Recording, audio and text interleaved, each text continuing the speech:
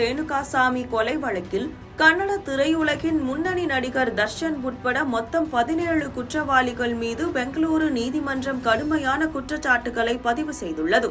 இவ்வழக்கின் முக்கிய விசாரணை வரும் நவம்பர் 10ஆம் தேதி தொடங்க உள்ளதாக நீதிமன்றம் அறிவித்துள்ளது.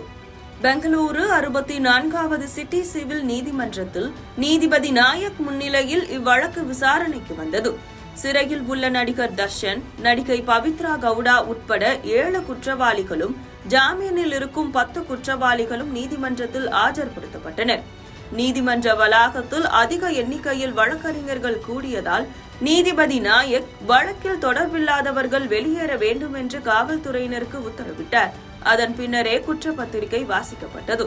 குற்றஞ்சாட்டப்பட்ட 17 பேர் மீதும் சதி, கொலை, சாட்சியங்களை அழித்தல் மற்றும் சதி திட்டம் உள்ளிட்ட பல பிரிவுகளின் கீழ் குற்றச்சாட்டுகள் பதிவு செய்யப்பட்டுள்ளன. நீதிபதி வாசித்த முக்கிய விவரங்களின்படி இக்கொலை வழக்கில் முதல் குற்றவாளியான பவித்ரா கவுடாவுக்கு ரேணுகாசாமி அனுப்பிய குறுஞ்செய்தியே கொலைக்கான முக்கிய காரணமாகும். குற்றம் சாட்டப்பட்டவர்களில் பவித்ரா கவுடா ரேணுகாசாமியை காலணியால் தாக்கியதாகவும், நடிகர் தர்ஷன் ரேணுகாசாமியின் உடையை கழற்றி அவர் மர்ம உறுப்பில் உதைத்ததாகவும் இந்த தாக்குதலை மரணத்திற்கு வழிவகுத்தது என்றும் நீதிமன்றம் குறிப்பிட்டது.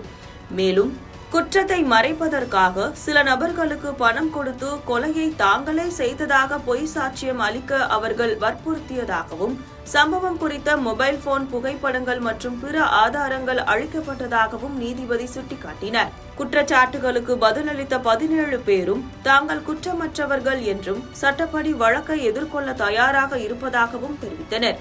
இதையடுத்து இந்த வழக்கில் நவம்பர் 10ஆம் தேதி முதல் சாட்சிகள் விசாரணை துவங்கும் என்று நீதிபதி அறிவித்தார். விசாரணைக்கு பின் தர்ஷன், பவித்ரா கவுடா உள்ளிட்ட 7 பேரும் பலத்த பாதுகாப்புடன் பரப்பன அக்ரஹாரா சிறைக்கு மீண்டும் அழைத்து செல்லப்பட்டனர்.